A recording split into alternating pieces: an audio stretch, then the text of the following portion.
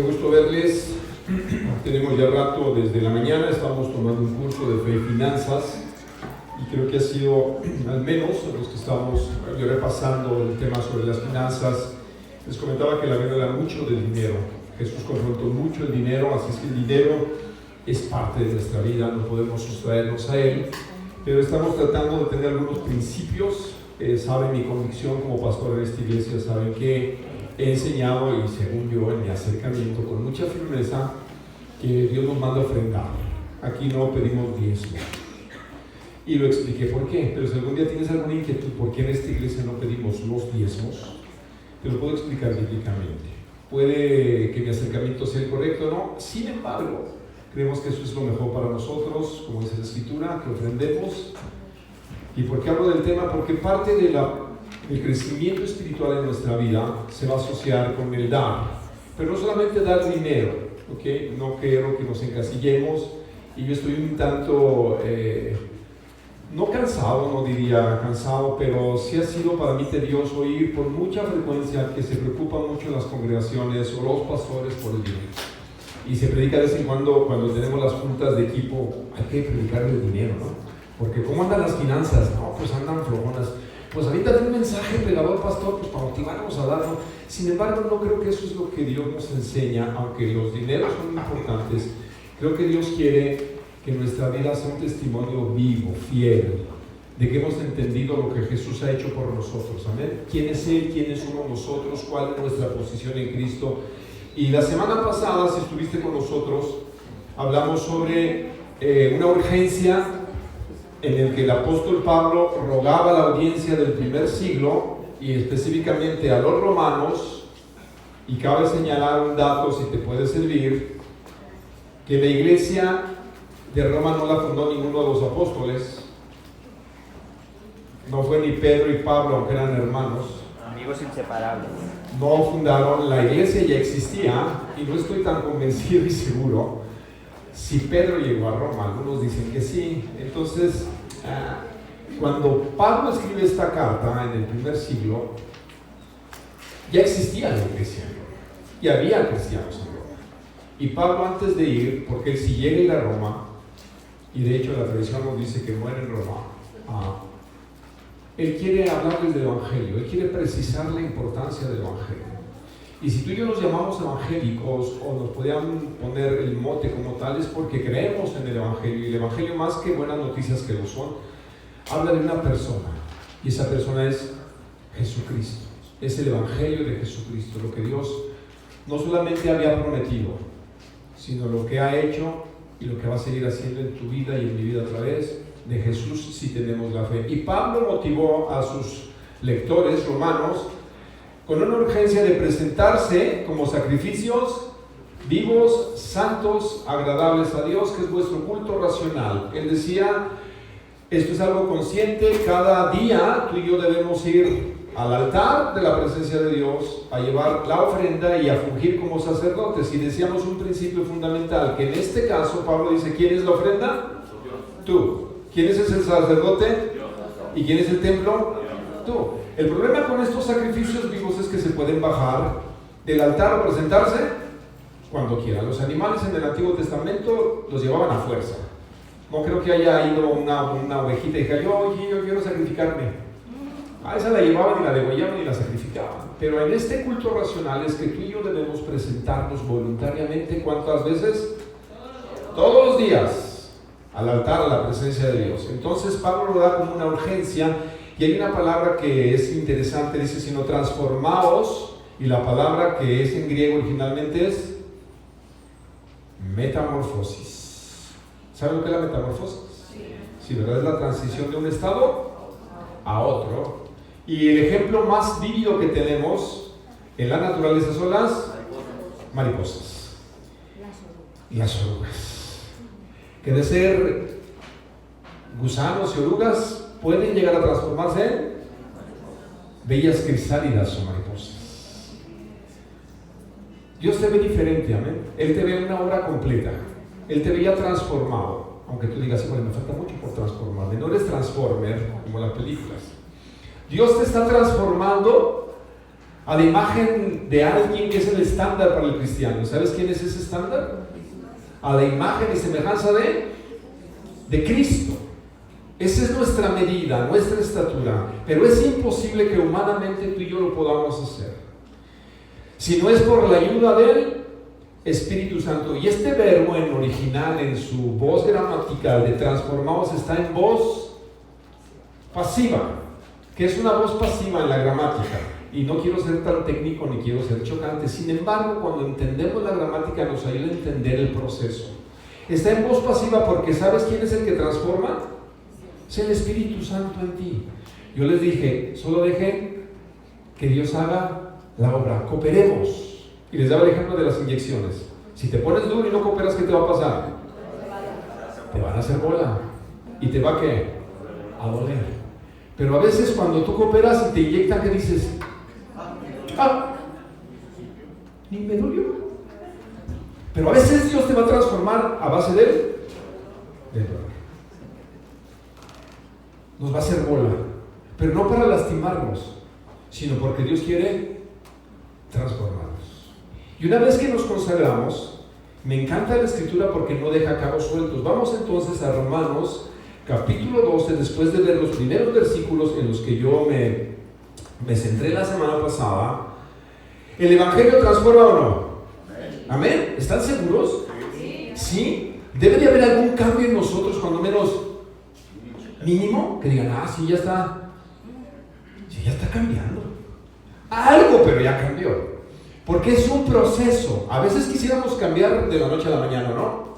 Y nos desesperamos. ¿Y cuándo va a qué? ¿Cuándo va a cambiar? Transfórmalo, Señor. Bueno, Dios tiene un proceso. Como la oruga tiene su proceso hasta que llegue a ser lo que debe de ser, tú y yo en Cristo vamos a llegar a ser lo que debemos de ser. Sin embargo, debe haber cambios. Si no saltos cuánticos o grandísimos, pequeñas señales de que Dios está transformando nuestra vida. Entonces Pablo dice, una de las claves es que todos los días te debes de consagrar, preséntate y deja que el Espíritu Santo empiece a hacer la obra en ti y tú compruébalo. Es decir, te toca a ti comprobar que Dios realmente lo que promete lo va a cumplir, porque la voluntad de Dios para tu vida es buena, te va a traer alegría y es perfecta. Dios no deja nada a medias, somos obras en proceso. Entonces Pablo sigue con lo siguiente en su forma práctica. Una vez que hemos entendido el Evangelio tiene que ser práctico, por eso digo que no deja cabos sueltos. Y como son muchos versículos, porque esta sección se cumple desde el versículo número 3 al 21, y para fuerza de ser honesto no creo poder terminar los 21 versículos. Y no es que me guste darle vuelta a los textos, pero hoy solamente me quiero centrar en un solo texto. Aunque toda esta sección la voy a repartir en 3 o 2 mensajes, depende del tiempo. Hoy voy a centrarme en el siguiente versículo, versículo 3, por favor. Vamos al texto, a la letra. ¿Ya entendemos la consagración? Es presentarnos delante de Dios todos los días, reconocer que yo soy el sacrificio, que yo soy el sacerdote, yo soy el templo. Wow, es una implicación tripartita o triple. Ahora, los sacrificios en el Antiguo Testamento eran muertos, ¿verdad? Pero aquí dice que son vivos. Y yo les decía la semana pasada, antes de centrar en el versículo 3, el versículo favorito que yo tengo, mi versículo favorito en la Biblia es Gálatas 2:20. Ese es mi texto favorito.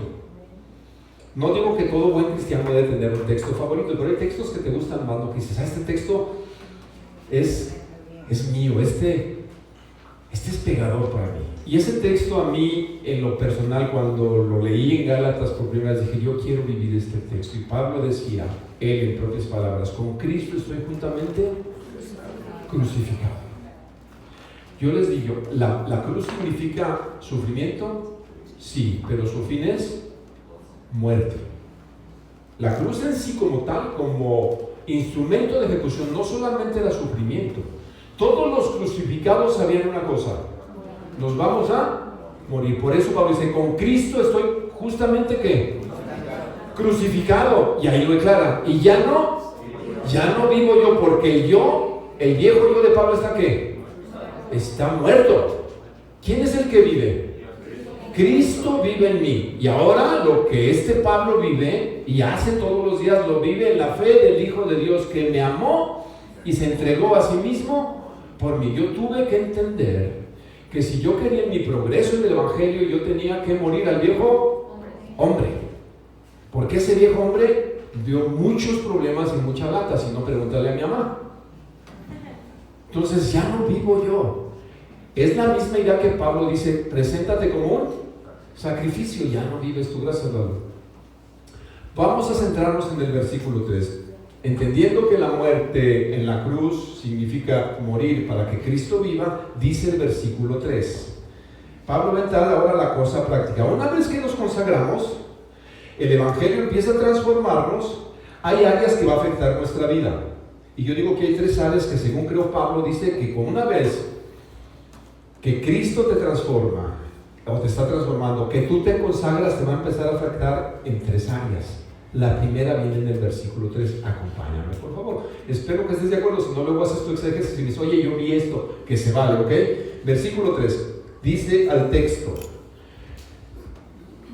Ay, estoy en Hebreos. Perdón, con razón dije, eso no lo estudié. Una disculpa. Versículo 3, porque en virtud de la gracia que me ha sido dada, Pablo dice, en virtud de la gracia que me ha sido dada, digo a cada uno, no al global, a cada uno. ¿Qué dice? A cada uno de ustedes, que no piense de sí mismo más de lo que debe pensar, sino que piense con buen juicio según la medida de fe que Dios ha distribuido a cada uno. El Evangelio que transforma se llama esta mañana el mensaje. Y yo creo que el Evangelio nos va transformando y va afectando 3 áreas que son básicas para la vida del creyente. Número 1, Cristo afecta toda tu percepción. ¿Están de acuerdo? Y yo puse primero, ponme la siguiente. No, hay una imagen que se mandó. La imagen, esa. ¿Entiendes esa imagen? ¿Qué es?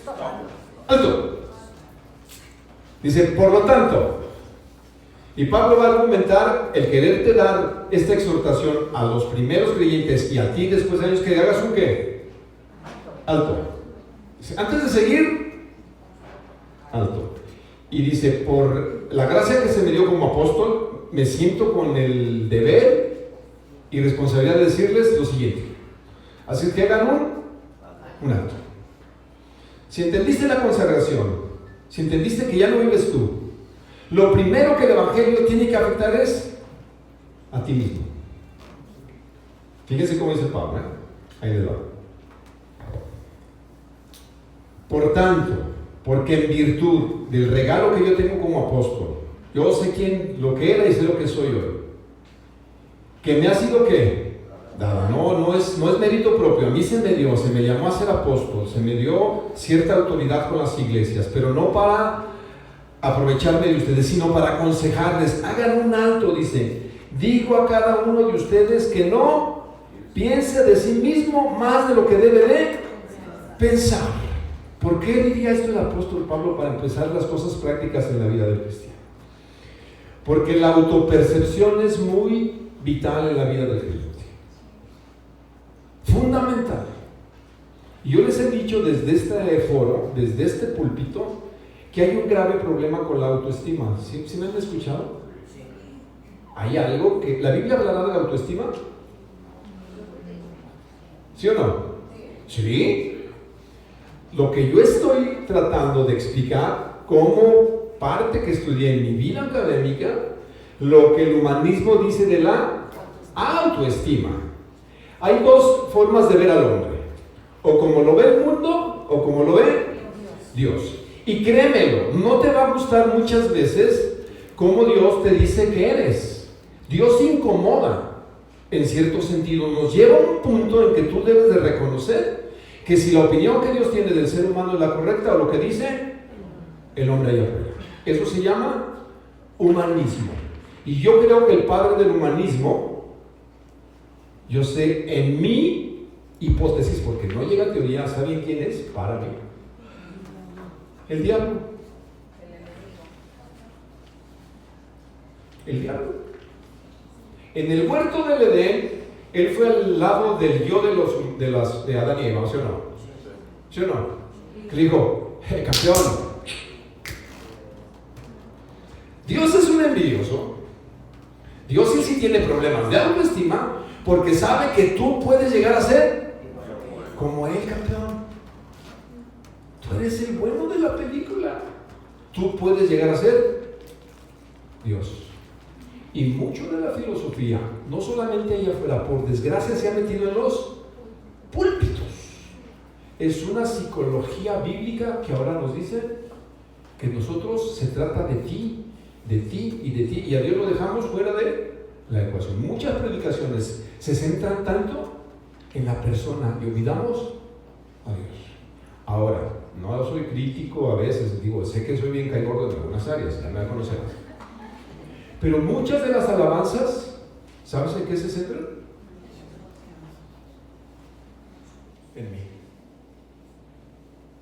En mi experiencia cristiana. ¿Es malo? No necesariamente. Puedes ponerla cuando barres y vas en el carro. Pero yo les digo a la gente, cuando venimos, busquemos canciones que primero alaben a Dios y que no se centren en nosotros. ¿Ok? Entonces, yo creo que el diablo nos vendió la idea de que somos la última coca del desierto, que todo se trata de ti y de mí, y que tú eres el niño o la niña guapa de la película. Déjame decirte que no lo somos. No, así no me gusta. En esta iglesia no enseñan bien. Si yo vengo tan sufrido, yo creo que me levantes la autoestima. Bueno, vamos a la Biblia a ver qué dice, ¿ok? Entonces dice, digo pues a cada uno, ¿cómo nos evaluamos a nosotros mismos?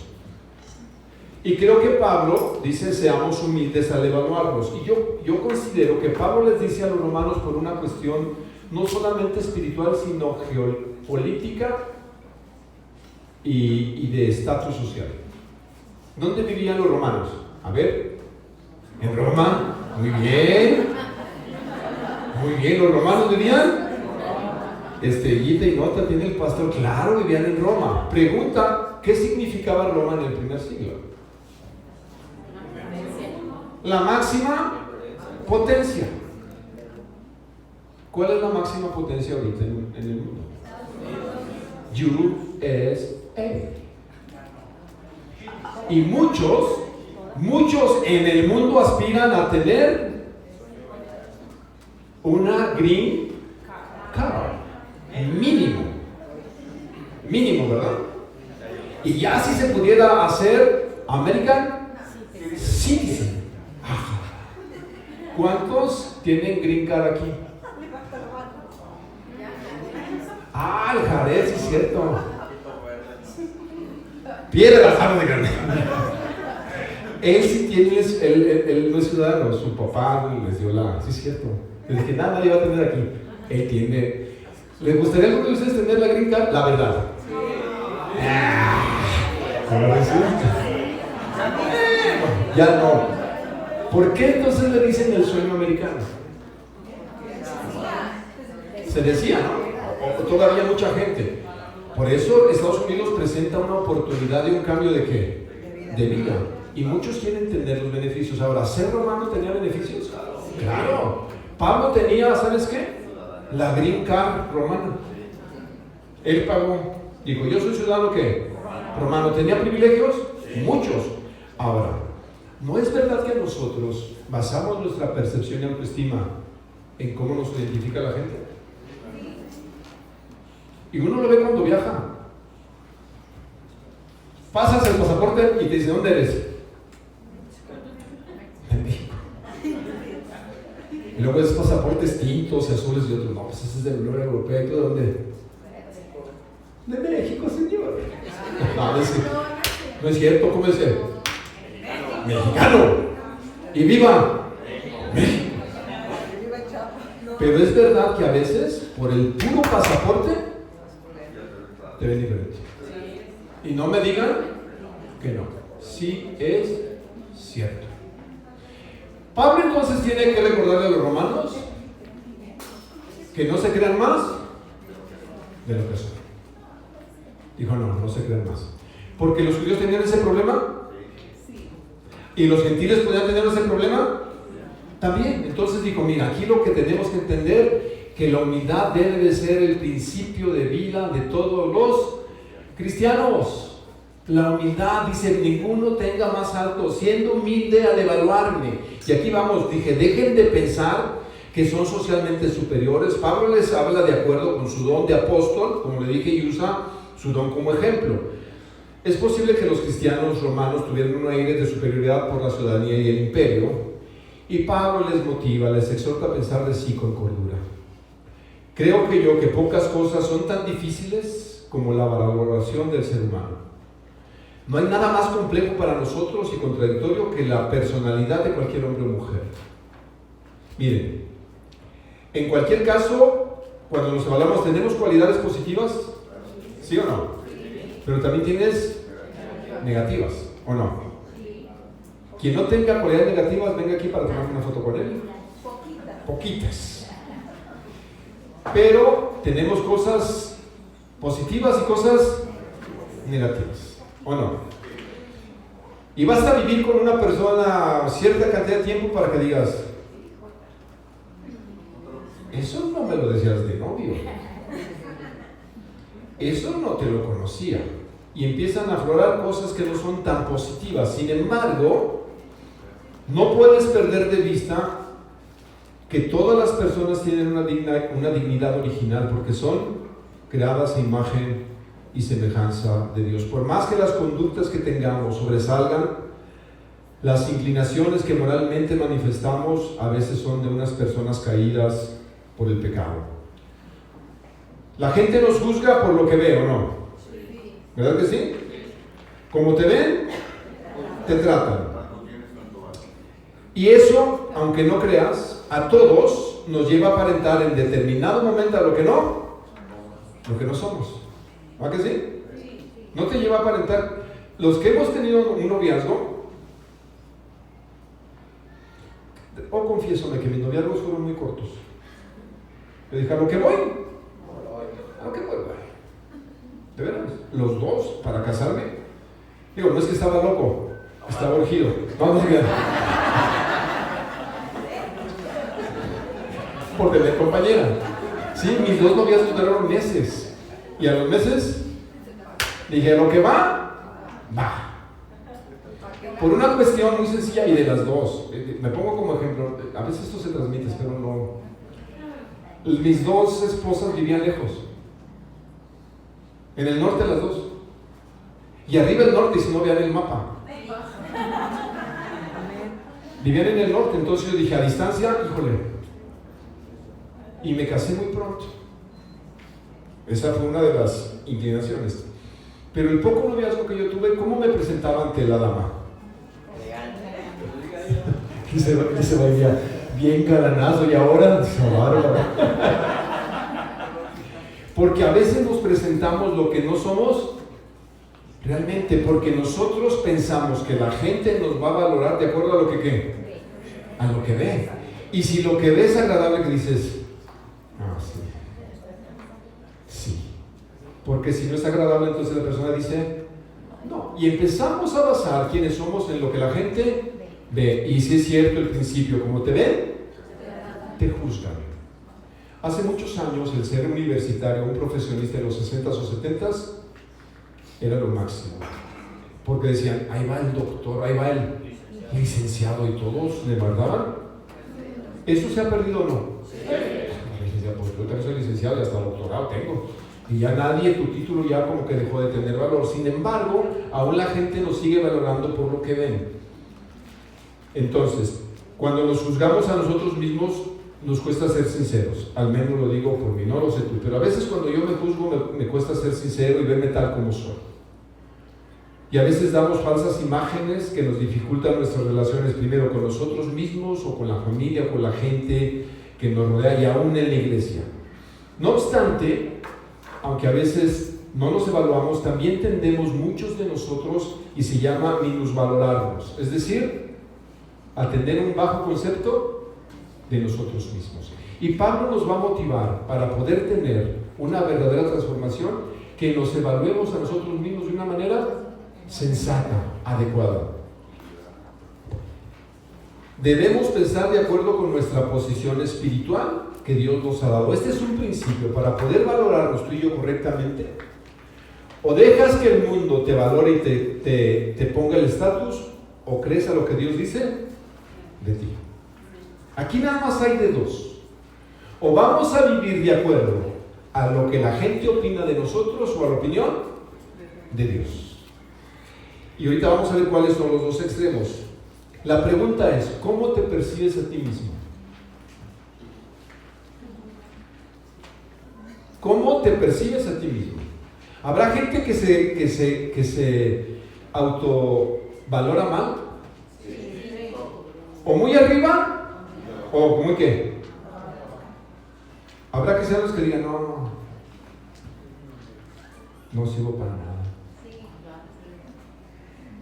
Me veo al espejo, ve.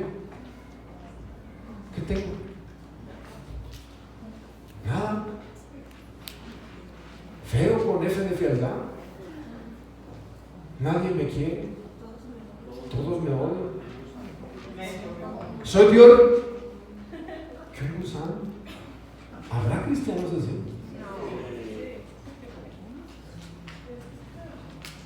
¿O habrá cristianos de que el súper espiritual siempre vive en él? Victoria. Vamos a ver un detalle, ok. Pablo nos dice que debemos pensar de acuerdo con nuestra posición espiritual dada por Dios. La Biblia sí me dice, piensa de ti con cordura. Entonces, ¿te manda a evaluarte, sí o no? Sí te manda.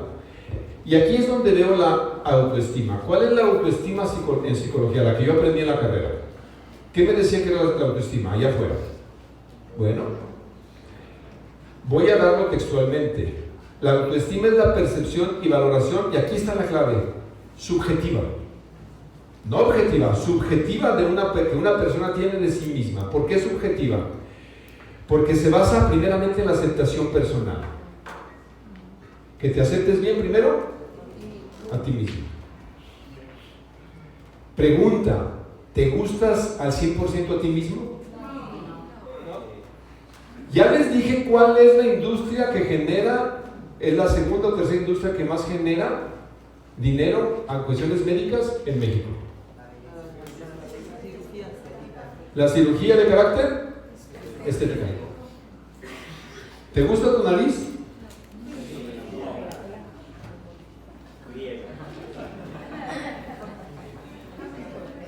A veces sí dices, oye, como que la tengo de camello, ¿no?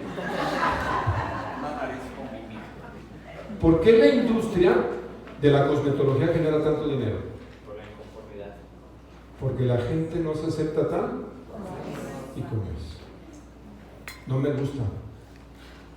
No, yo creo que respingado me veo mejor, ¿no? Atraería más a más hombres. Por eso genera tanto dinero. ¿Por qué creen ustedes? Entonces, como es subjetivo, la gente tiene un autoconcepto y no se acepta. Es decir, vamos a basar lo que somos en cómo nos vemos, en cómo me siento, y luego me relaciono con mis experiencias, habilidades y relaciones interpersonales. Ahí va, fíjense, repito. Yo me acepto y el concepto que tengo, te dice allá afuera, es cómo me veo. ¿Cómo te ves a veces? A veces me veo bien, aunque para acá. No, ya no, ya no. 2. ¿Cómo me siento? ¿Te sientes bien todos los días? No me veo bien. Me siento mal.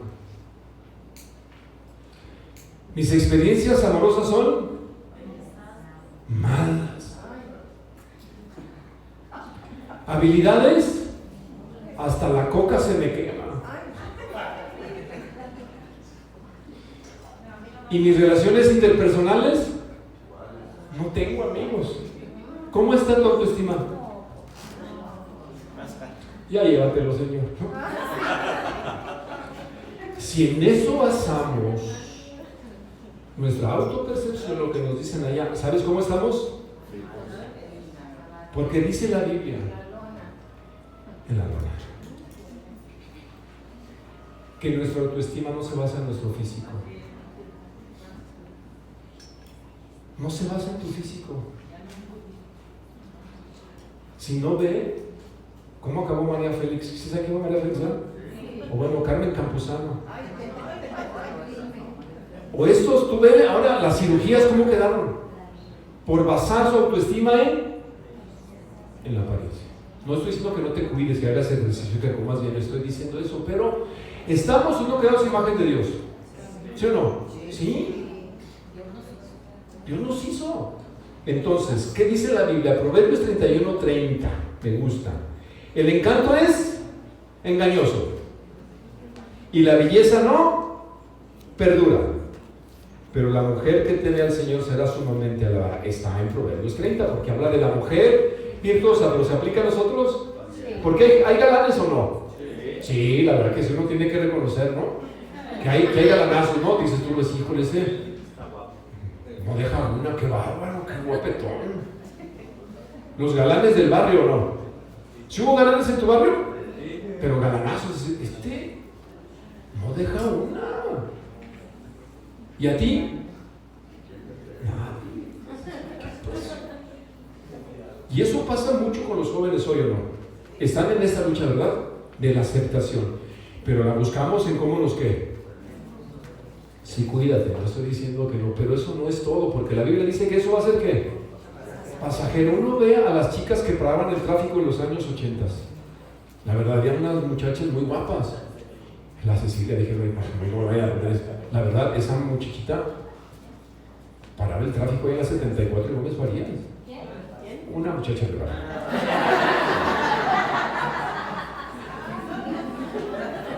Y ya como somos más de 60, tú dices, ¿qué le pasó? Pero para no atropellarla por otra cosa, dices, ¿te das cuenta que eso es pasajero o no? Dices, ¿qué pasó? Digo, también me tengo un espejo, yo me veo, ¿verdad?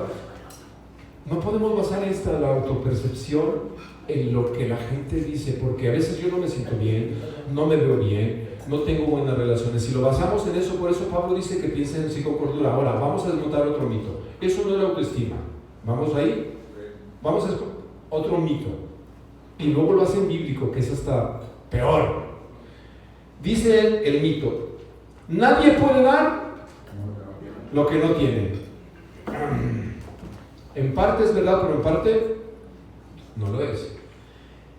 Ámate primero a ti mismo para que puedas amar a los demás. Dice, qué frase. Entonces, vemos a aquel que anda, ¿verdad? Con la autoestima por los suelos. ¿Se ama a sí mismo? ¿Podrá amar a los demás? No, pues ya. La ecuación ya no nos funcionó. Y hasta lo dicen, y hasta es bíblico, de Jesús dijo, ámate a ti mismo como amas a tu prójimo. ¿Ya ves que es bíblico? Bueno, está sacado de contexto. Esto está en Mateo 22:39.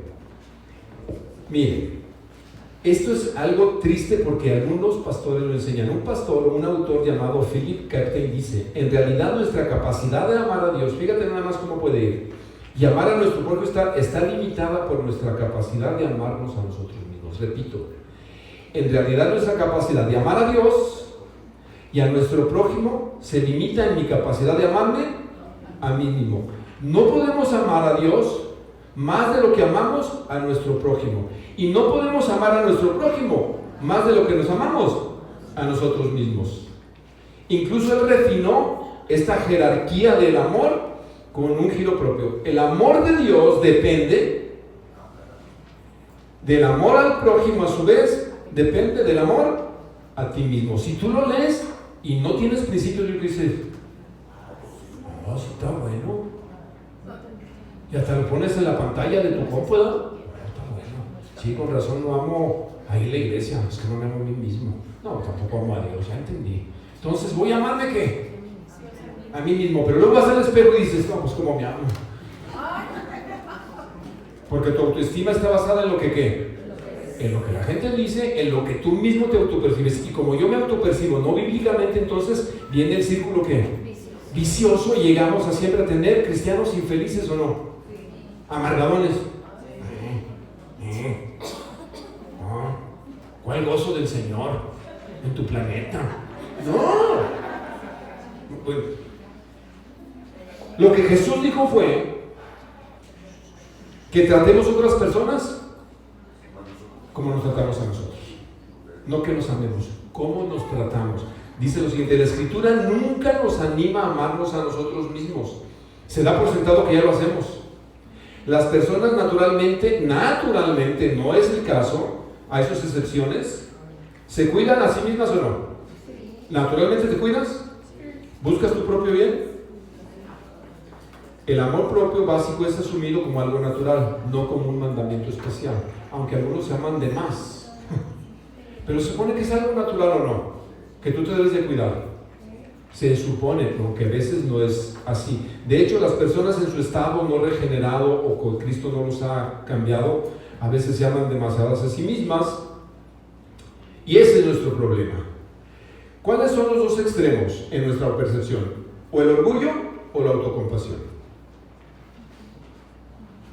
Esos son los dos extremos, o el orgullo o la autocompasión. ¿Creen que algunas personas tienen más alto concepto de sí mismo que el que deben de tener? ¿Has oído la expresión en Guadalajara, ahí viene el caigordo? ¿No? ¿O se cree? ¿Ahí viene el que se cree? Se cree mucho. ¿Estoy diciendo alguna mentira? Pregunta, esta es una iglesia cristiana, ¿verdad? ¿Aquí todos te caen bien? Sí.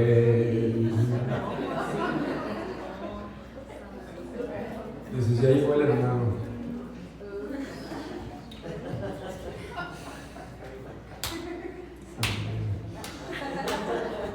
Y oras, llévatelo que la mando, Señor. Ninguno tenga más alto concepto de sí mismo que el que debe tener. Y hay gente en la iglesia que no caemos bien. De hecho, los Vázquez tienden a caer gordos. Yo no soy. Agachinos. Nos llegaron a decir: es que ustedes caen gordos. Pero si soy bien buena gente. Pero ay, ¿por qué? Lo que pasa es que no te conocen. Si no, peor. Exactamente. Es mi hermano, por los que están oyendo la predicación. ¿Hay gente que en la iglesia cree que todo lo sabe? Sí. ¿Que canta bien? Sí. ¿Toca bien? Sí. ¿Sabe la Biblia? Soy yo, me estoy descuidando. Miren, mi mejor amigo es mi mejor amigo. Tengo muchos amigos que mi mejor amigo, cuando yo lo conocí, me caían. Es este chavo, mucho más joven que yo. O sea, la verdad, ¿cómo lo aguanta su madre y su padre? No. Lo veía y era una patada de miga. Dijo: este chavo es sobrado. Pero cuando lo conocí y Dios trabajó en su carácter, es un tipazo, la verdad. Lo amo muchísimo a este cuate. ¿Saben cómo lo conocí? Invitándolo a vivir en mi casa. Dijeron una vez: él va a venir y tiene que tener hospedaje porque viene recién casado. Y dije: pero le cae mal. Y le dije a quien era mi esposa: ¿cómo ves, los hospedamos? Y me dijo: pues ahí tú ya sé cómo eres. Y le digo yo: qué bendición tener a este hombre y su esposa en mi casa. Ansiaba que llegara noviembre cuando llegaba, para poder platicar con él. Muy inteligente, pero esa inteligencia lo hacía.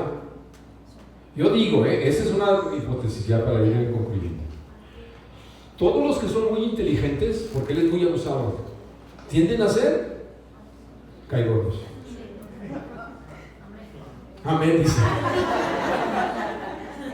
Porque son intelectualmente muy capaces. Y eso a veces les hace patinar.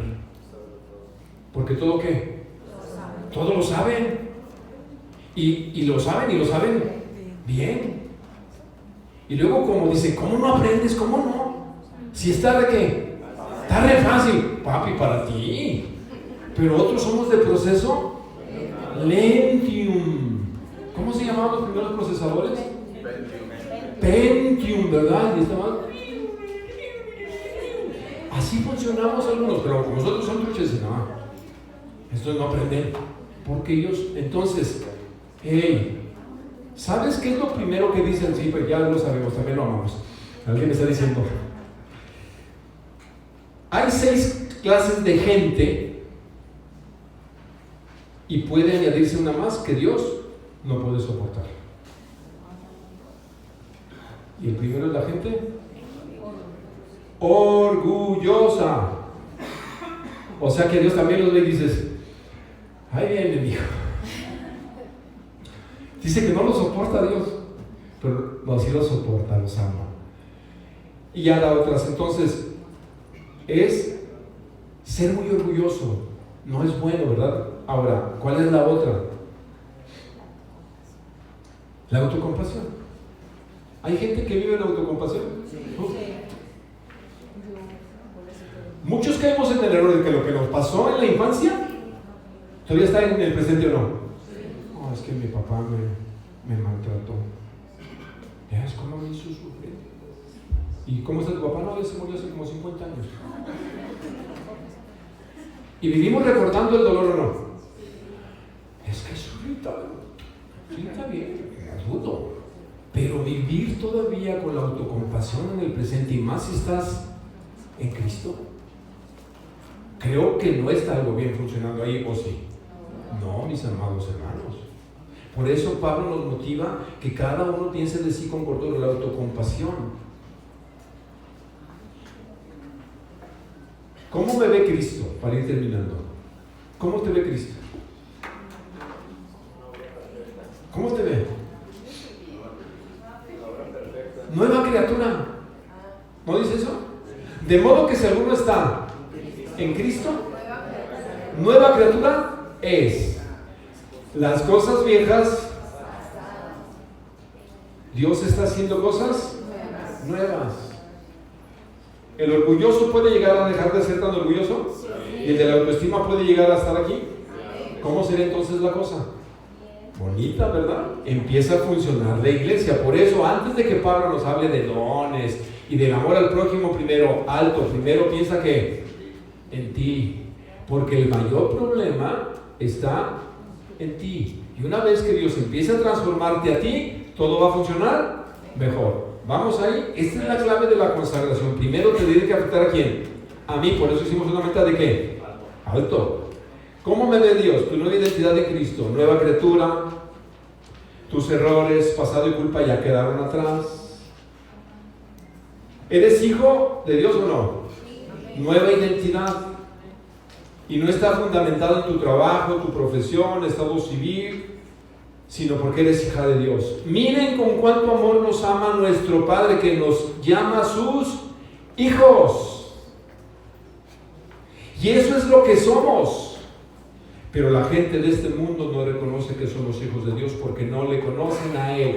Una de las cosas que a mí más me convenció fue que ahora sé que tengo un Padre Celestial. Por eso cuando tú me oyes orar, trato siempre de decir, amado Padre Celestial, porque a mí se me ocurrió, no, ¿sabes quién me enseñó? Jesús dijo, cuando oren, digan, Padre nuestro que estás en los cielos. ¿Crees que Dios es tu Padre? ¿Que te ama? ¿Que eres especial? Yo sí lo creo, a pesar de cómo soy. Él es mi papá. Entonces, no solamente soy nueva criatura, tengo un padre. Y si tú tuviste una mala experiencia con tu papá, ya cámbiale el disco. Y ve a los pies del tomado, Padre Celestial. 2, soy justificado y perdonado. ¿Eso dice la Biblia o no? No dependes de tu propia justicia para ser aceptado, sino que eres vestido de la justicia de Jesús. Dice 1 Corintios 1:30, Dios los ha unido a ustedes con Cristo Jesús. Dios hizo que Él fuera la sabiduría misma para nuestro beneficio. Cristo nos hizo justos ante Dios, nos hizo puros y santos y nos liberó del pecado. Por eso me encanta el Nuevo Testamento en una parte para referirse a nosotros. ¿Sabes que el Nuevo Testamento jamás vuelve a llamar a los creyentes pecadores? Nunca les vuelve a decir pecadores, aunque lo somos o no. Pero nunca les dice, hey, los pecadores, esos de Dios de gracia, qué bárbaros. ¿Sabes cómo les llama? Santos. Santa Flor. ¿Sí? San Moy, San Eduardo. ¿Puedes creer que el que está a tu lado es santo? Sí. Pablo, y no es que los quisiera motivar en la autoestima, es porque esa es la realidad en Cristo. Somos santos, apartados para un propósito especial. Así es que sí se vale llorar y sufrir, sí, pero recuerda quién eres en Cristo. Amén. Y entonces tu lugar estará equilibrado. Como Dios me evalúa la verdad bíblica, Dios ve tu corazón, no tu apariencia. Pero de todos modos arregla. Les lo digo sinceramente. En uno de los cursos que damos de consejería y de noviazgo, hay 3 cosas que me dijo mi madre que siempre debería de cuidar. Las uñas de las manos. Córtate las uñas. No las traigas, no, las de los pies también, pero como no son borrachas no me las corto. Las uñas, los dientes y los... Dijo, ¿quiere usted quedar bien con una muchacha? Córtese las uñas, lávese los dientes y limpie los zapatos. ¿Sí se ven, sí ven nuestros zapatos algunos de nosotros? ¿Las uñas? Bueno, eso debe ser mi mamá. Entonces, ¿tu apariencia sí importa?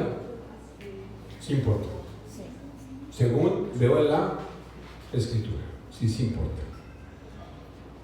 Le voy a decir por qué sí importa. Lo que están haciendo el devocional, miren cómo las apariencias importan. Jacob tuvo 2 esposas, ¿verdad? Es una historia, Dios no lo mandó, pero así fue.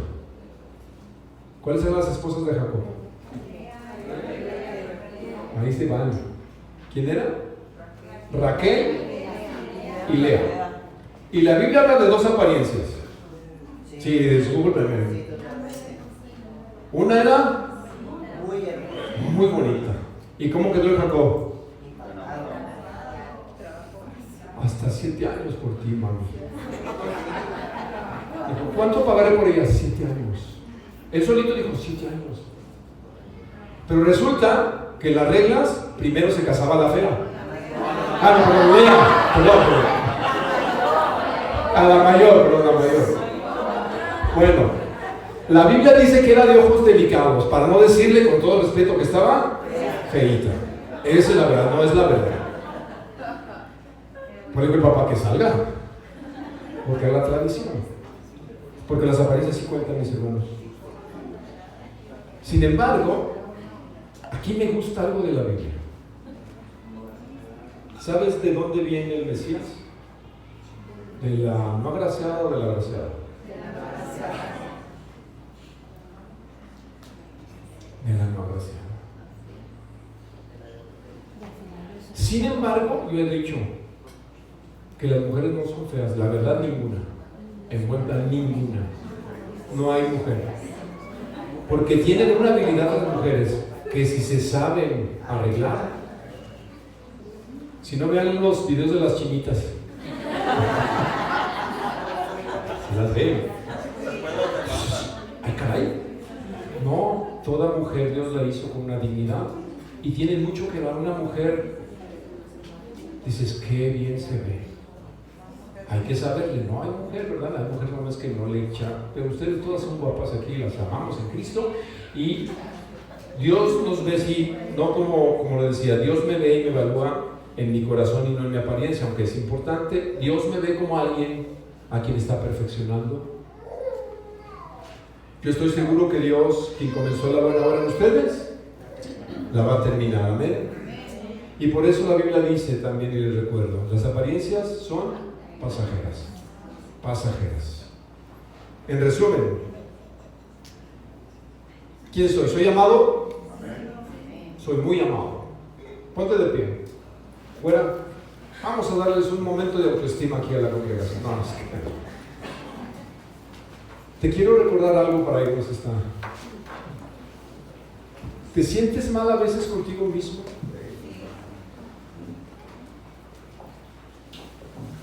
¿Sientes que Dios, como que Dios se equivocó? Dijo, no, si Él me haya dado, cuando menos, un poquito más de esto, si hubiera dado un poquito más de aquello, si me hubiera hecho un poco más espaldón, yo sería más feliz. ¿Tú crees eso? Eso es lo que allá afuera nos quieren contar. Si fuera un poquito más alto,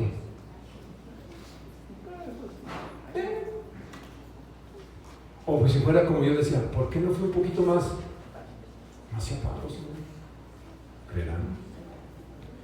¿Por qué tenía que casar del 10, Dios? Era un problema para mí. ¿Por qué? Yo vi a mi hermano mayor que se compraba buen zapato. Le quedaba bien, siempre del 23. O sea,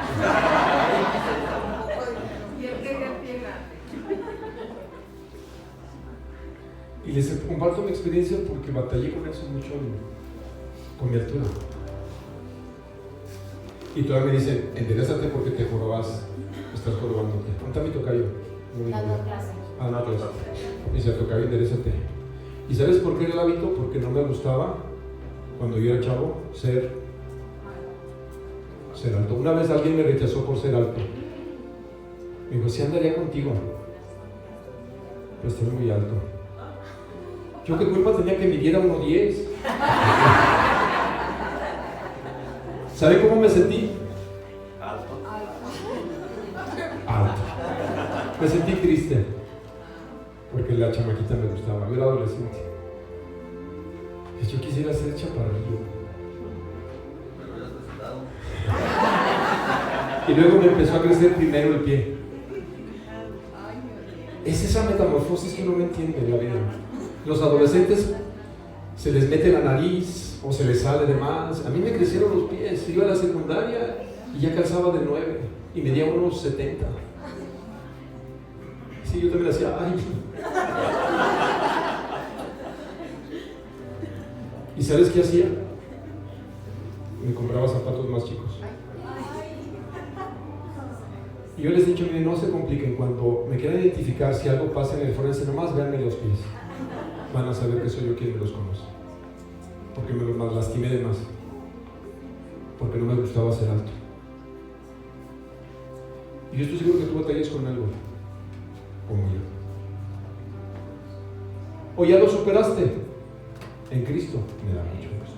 Porque yo ya lo superé. Y hoy cuando voy a la zapatería, si me gusta un zapato, lo primero que digo, ¿cuál es la talla más alta que maneja usted?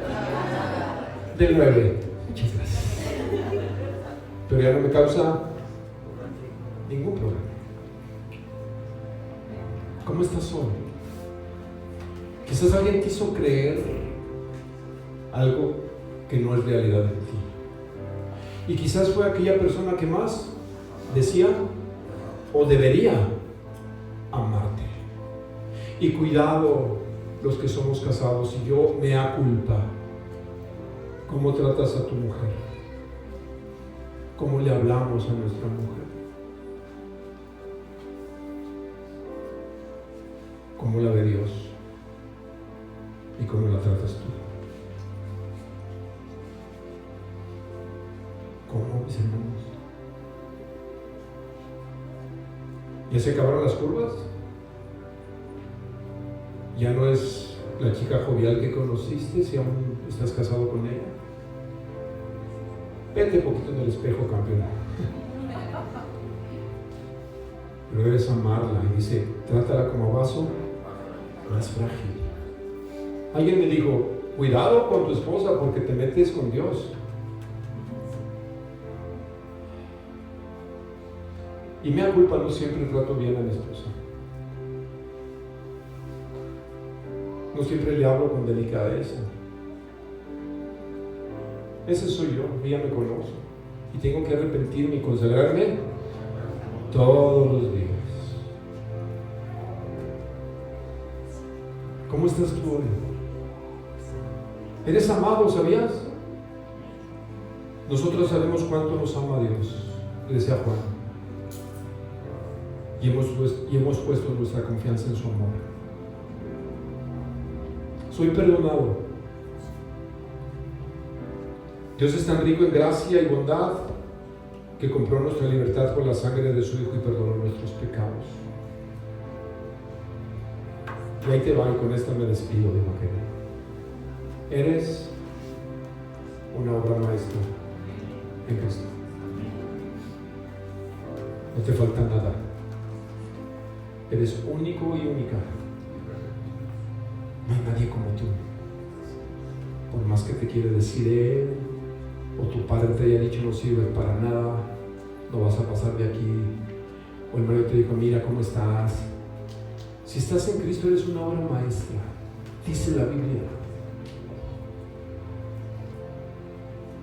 Tú me creaste en las delicadas partes internas de mi cuerpo y me entretejiste en el vientre de mi madre.